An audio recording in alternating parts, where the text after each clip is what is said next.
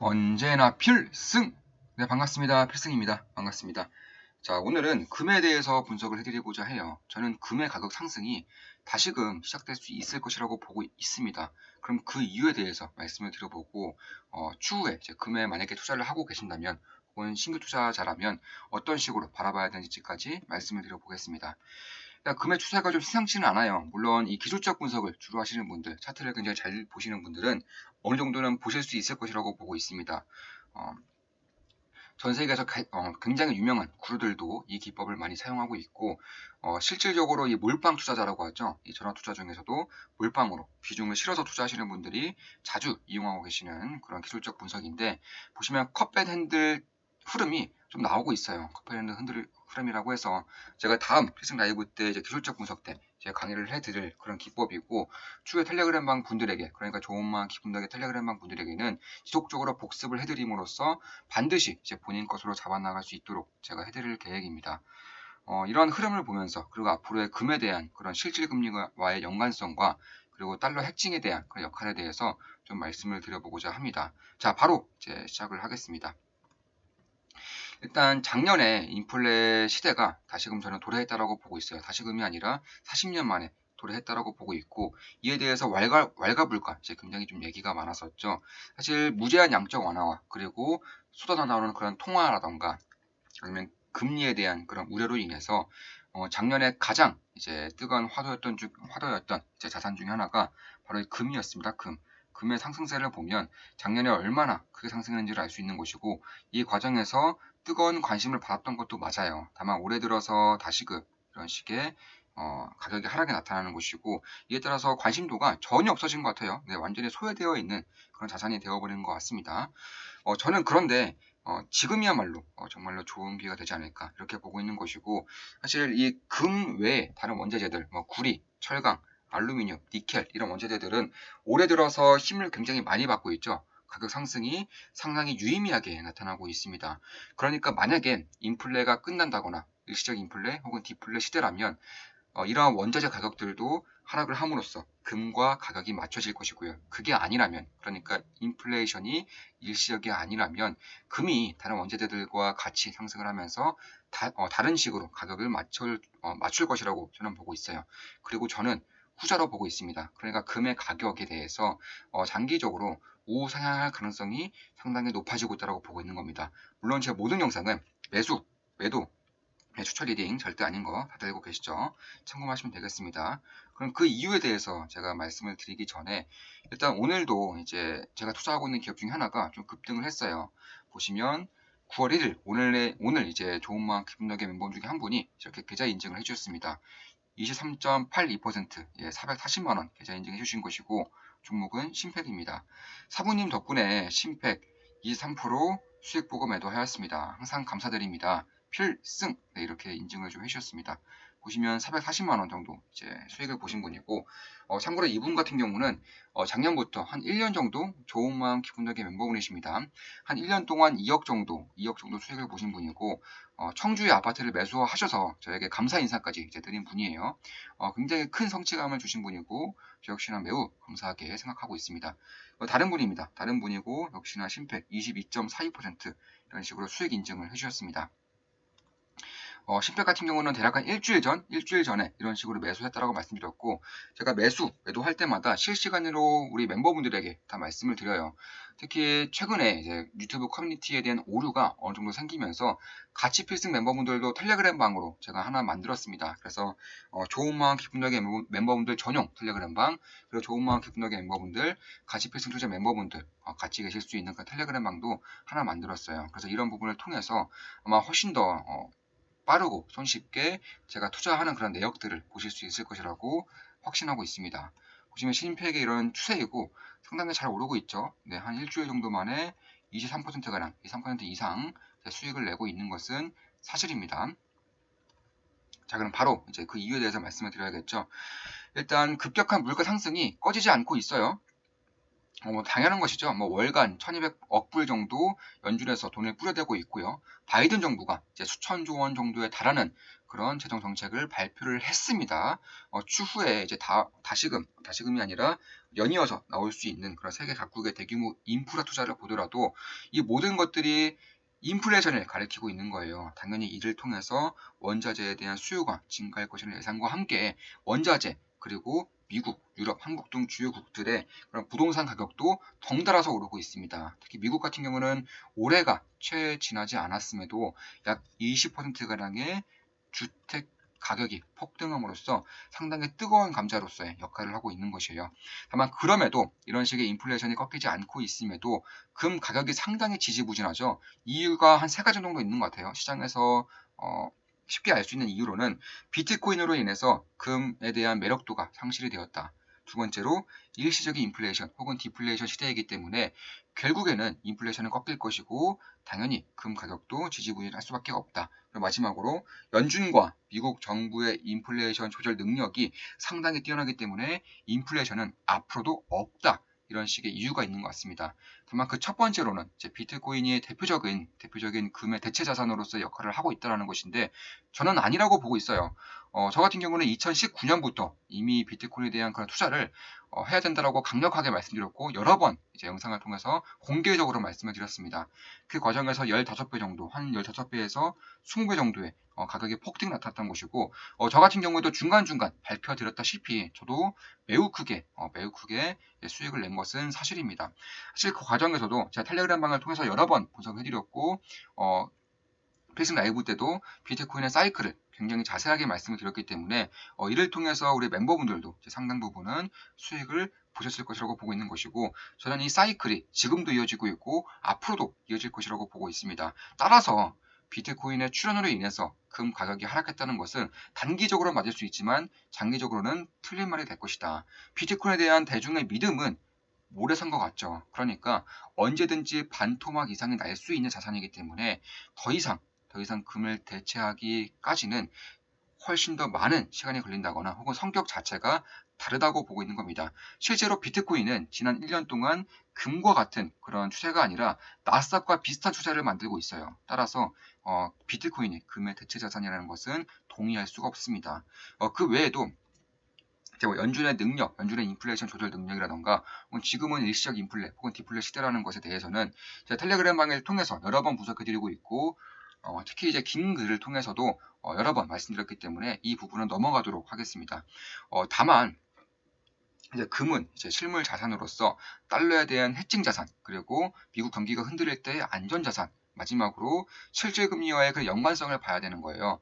특히나 이제 금리에 대한 혹은 경기에 대한 급격한 움직임이 없을 때에는 실질 금리와의 그런 상관관계를 반드시 봐야 되는 겁니다. 금의 투자 혹은 금의 가격을 예측한다거나 대응하기 위해서는 반드시 그래야 되는 거예요.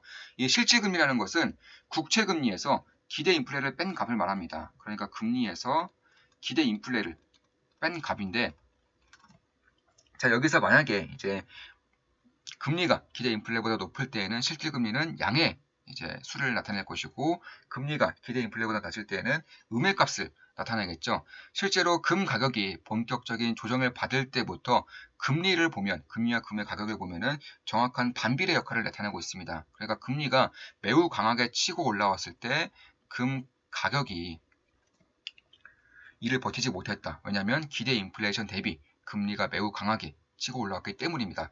따라서 금은 사실상 이 실질금리와 연관성을 가질 수밖에 없는 이유 중에 하나가 금은 이자가 없어요. 그러니까 배당이 없다는 겁니다. 다만 실질금리가 만약에 상승한다면 굳이 금에 투자하지 않더라도 똑같은 안전자산인 현금, 채권 이런 자산에 투자하면 되는 것이기 때문에 금에 대한 매력도가 완전히 상실되는 겁니다. 따라서 주목할 점은 이 실질금리가 지금 양행함수인지 혹은 음의 값을 나타내고 있는 것인지 이런 것을 봐야 되는데 현재 실질금리는 약 마이너스 1.2%예요. 역사상 최저치입니다. 마이너스 1.2%보다 더 낮았던 적은 없어요. 따라서 금 가격도 역사상 최대치를 나타내는 것이 정상적으로 보이겠지만 현재는 일시적 인플레이션 혹은 디플레이션 주장이 힘을 받고 있기 때문에 금 가격이 여전히 지지부진한 상황인 것이고 이러한 주장이 틀렸다는 것이 입증되기 전에 이미 금 가격은 전고점을 향해서 혹은 사상 최대치에 대한 그런 사상 최대치를 뚫기 위해서 급등할 것이라고 저는 보고 있습니다. 참고로 실질금리 마이너스 1.2%는 역사상 최저치이기도 하고 지난 10년간의 보통의 실질금리는 양의 함수 0.8%, 0.7%를 나타내기 때문에 어마무시하게 낮은 것은 맞아요. 따라서 인플레이션이 꺾여야지 실질금리가 다시금 올라올 수 있다는 가정이기 때문에 인플레이션이 지속된다거나 금리가 인플레이션 이상으로 올라오지 않는다면 금의 가격은 다시금 올라갈 가능성이 높다. 참고로 이거는 GLD라고 해서 금 ETF예요. 금 ETF의 차트입니다. 따라서 텔레그램방에서는 여러 번 말씀을 드렸어요. 출렁임이 있을 수는 있겠으나 인플레 시대로의 대전환은 이미 시작되었으며 이로 인해 금리의 상승에도 불구하고 실질금리는 오랜 시간 마이너스권에 머물 수 있을 것이라고 보고 있는 겁니다. 따라서 이 금리의 상승보다 오히려 기대 인플레이션 혹은 인플레이션의 상승도가 더 가파를 것이고 더 높아질 것이기 때문에 실질금리가 지금과 같은 마이너스권에 머무를 가능성이 높다라고 저는 보고 있는 겁니다. 그렇게 된다면 금 가격이 지금처럼 지지부진할 수가 없어요. 그래서 이 인플레이션을 반드시 봐야 되는 것인데 인플레이션이 나타날 가능성이 높은 그 증거 중에 하나가 바로 FOMC 그리고 페드의 그런 발언을 통해서 알 수가 있는 거예요. 그 증거로 이번 FOMC도 그랬고 매번 그러고 있고요. 저번에도 그랬고 저저번에도 그랬고요. 기자회견, 연설 다 마찬가지로 연준의 주요 인사들의 그런 언급을 본다면 가장 핵심적인 키워드를 인플레이션으로 두고 있습니다. 인플레이션이 발생하더라도 대응할 무기가 상당히 많다라고 단언하고 있고요. 인플레이션이 생각보다 강하게 나타나고 있다라고까지 말을 하고 있는 거예요. 사실 이렇게 무언가를 필요 이상으로 발언한다거나 떠벌릴 때에는 매우 많은 신경을 쓰고 있다는 것을 뜻합니다. 매우 많은 신경을 쓰고 있다는 것은 그만큼 현실화될 가능성이 높다. 혹은 우려하고 있다. 이런 것을 말하는 것이고 혹은 그렇게 되고 싶다. 그렇게 보여지길 원한다라는 것을 뜻하는 것입니다. 사실 이 연준의 그런 행동을 봤을 때에는 그렇게 되고 싶다, 그렇게 보여지길 원한다가 아니라 현실화될 가능성에 무게를 두는 것이 훨씬 더 맞다라고 보고 있습니다. 따라서 시장의 예상을 뛰어넘는 인플레이션이 진짜로 발생하였을 때 시장의 혼란을 최소화하기 위해서 지금부터 밑밥을 깔고 있는 것이 지금의 연준의 행동이 아닐까 저는 이렇게 보고 있는 것이고 사실 그 전에 텔레그램방에서도 재임 연련에 이제 양심 선언과 관련해서 분석을 해드렸었는데 사실 미국의 주요 인사들이라던가 혹은 연준은 이미 인플레의 등장을 알고 있는 것 같아요. 알고 있는 것 같고 그에 따른 최선의 대응을 하고자 노력하고 있는 것 같습니다. 실제로 물가 지수를 보면 아는 것인데 생산자 물가 지수 그리고 소비자 물가 지수를 보면 엄청나게 폭등하고 있는 것은 맞아요. 특히 생산자 물가지수는 말할 것도 없고요. 소비자 물가지수도 20년 만에 가장 큰 폭의 상승세를 보이고 있습니다. 3% 이상의 상승세를 보이고 있는 것이고 그런 물가지수 역시나 30년 만에 사상 최대치를 갱신하고 있고 역시나 3% 이상의 그런 물가 상승도를 보이고 있습니다. 따라서 미국 현재 10년물 미국채 금리가 대략 한 1.32%예요. 1.32%고 인플레이션율, 소비자 물가 상승 지수가 3%이기 때문에 이에 따른 간극이 여전히 좁혀지지 않고 있는 거예요. 따라서 금 가격은 언제라도 다시금 반등할 가능성이 있다라고 저는 보고 있는 겁니다. 물론 제 모든 영상은 매수, 매도, 추천 리딩 절대 아닌 거 다들 알고 계시죠? 참고하시면 되겠습니다. 그 다음으로 이제 봐야 되는 것이 바로 금의 달러 해칭 역할입니다. 그러니까 달러 해칭이라는 것은 달러가 약세가 될 때에는 금 가격이 상승한다는 것이고 달러가 강세가 될 때에는 금 가격이 하락한다는 것인데 이걸 좀 볼 필요가 있어요. 이 통화량이죠. 미국의 통화량을 볼 필요가 있는 것인데 자, 한번 보시면 통화량이 엄청나게 급등을 하고 있어요. 통화량이 매우 빠른 속도로 급등을 하고 있습니다. 그렇다면은 이 통화량이 급등하면서 금 가격도 상승해야 되는 것이 맞지 않냐 이런 의구심이 들 수 있어요. 실제로는 그랬습니다. 그 전까지는 그랬어요. 언제까지 그랬냐? 금융위기 전까지는 그랬습니다. 1960년대부터 2008년도까지 통화량은 약 50배가 상승했고요. 금 가격도 이에 정확히 정비해서 50배가 상승했습니다. 그런데 2008년 금융위기가 터지면서 통화량이 지금까지 7.2배 정도 폭발적으로 증가했고요.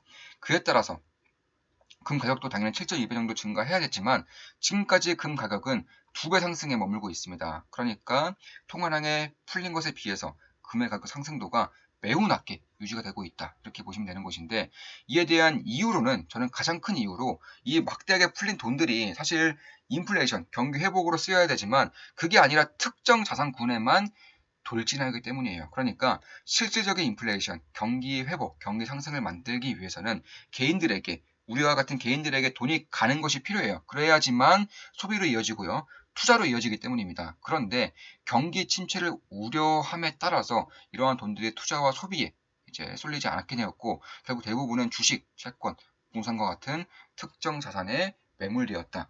그로 인해서 투자를 한 개인과 투자를 하지 못한 개인, 그리고 주식, 채권, 부동산과 원자재에 대한 가격 격차가 나타나는 것이고, 양극화, 지금의 압도적인 양극화를 이끈 주된 요인 중에 하나가 바로 이러한 모습에 있었다. 이렇게 저는 보고 있는 겁니다. 이를 해결해야겠죠. 당연히 이를 해결해야 되는 것이고, 중국 같은 경우는 최근 굉장히 뜨겁죠. 공동 부유를 내걸었고요. 미국과 같은 주요국은 단순히 돈만 푸는 것이 아니라 역대급 인프라 투자를 천명함으로써 막대한 돈들이, 앞으로 풀릴 막대한 돈들이 개인들을 향할 수 있도록 유도를 하고 있는 겁니다. 이 과정에서 지금까지는 다른 행보, 그러니까 자산만 부풀려져 왔던 지금까지와는 다르게 완전히 다른 행보가 저는 보일 것이라고 보고 있어요. 자산 가격에 대한 숫자만 상승하는 것이 아니라 진짜로 돈이 메인 시장, 메인 시장에 유입이 됨으로써 돈을 버는 기업과 그렇지 못한 기업들, 혹은 돈이 많이 유통되는 지역과 그렇지 못한 지역의 부동산들, 원자재의 수요 증가와 채권의 수요 감소가 저는 동시에 나타날 것이라고 보고 있는 겁니다. 원자재의 수요 증가는 금에도 해당되는 거예요. 그렇기 때문에 지금까지 풀린 통화량이 2009년대 들어서 이후에 이제 7.2배 정도 풀렸는데, 금 가격은 2배 정도밖에 상승을 안 했기 때문에 앞으로 이 수치만 따라잡더라도 꽤나 많은 그런 상승 폭을 나타낼 수가 있는 것이고, 실제로 텔레그램방에서도, 제가 좋은 마음 기쁨되게 전용 텔레그램방에서도 지속적으로 말씀드리고 있지만, 현재의 유동성, 현재의 양적 완화라던가 혹은 돈이 풀리는 속도는 사실 감소할 가능성이 별로 없어요. 유동성은 앞으로 더욱더 훨씬 더 많아질 것이기 때문에, 그리고 금 가격도 이에 따라서 같이 오를 가능성이 높다. 따라서 실질금리가 마이너스권에 머무를 가능성이 더 높다는 점. 두 번째로 통화량 자체가 점차 많이 풀릴 가능성이 높다는 점을 봤을 때에도 금 가격의 상승을 예측할 수 있는 주된 이유는 되지 않겠나, 이렇게 보고 있습니다. 자, 그럼 이것으로 방송 마치겠습니다. 지금까지 금에 대한 분석이었고, 앞으로도 좋은 분석, 좋은 기업 분석으로 찾아뵙겠습니다. 다들 아시죠? 제 모든 영상, 모든 분석은 매수 매도 추천 리딩 절대 아닙니다. 참고하시면 되겠습니다. 다음에도 좋은 분석으로 찾아뵙겠습니다. 필승이었습니다. 필승!